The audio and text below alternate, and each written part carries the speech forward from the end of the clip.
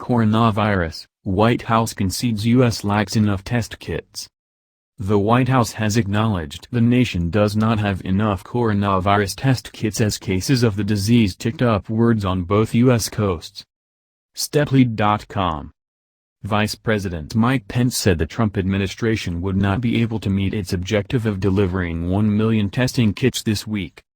Congress meanwhile moved with unusual speed to approve a bumper emergency aid package to combat the outbreak. Steplead.com.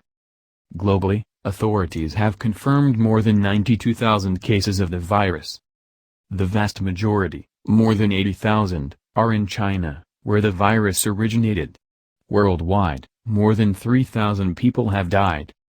Steplead.com. The U.S. death toll from the coronavirus climbed to 12 on Thursday, with all but one of the victims in the northwestern U.S. state of Washington.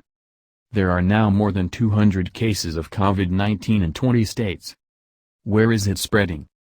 In Washington, officials in the Seattle area announced 20 new cases of the virus, bringing the total in that state to 70, according to its health department. Steplead.com.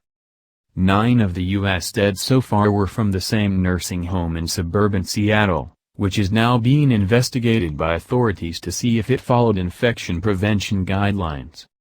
Some major Seattle area businesses, including Microsoft and Amazon, have shut down some operations or urged employees to work from home. San Francisco reported its first cases of the coronavirus on Thursday. New York saw its caseload double overnight to 22. All of them in or near the city. The city's mayor called on the federal government to send more test kits urgently. Steplead.com. About 200 people have been quarantined in the U.S. state of Rhode Island because of their links to a school trip to Italy that has resulted in 3 cases of the coronavirus.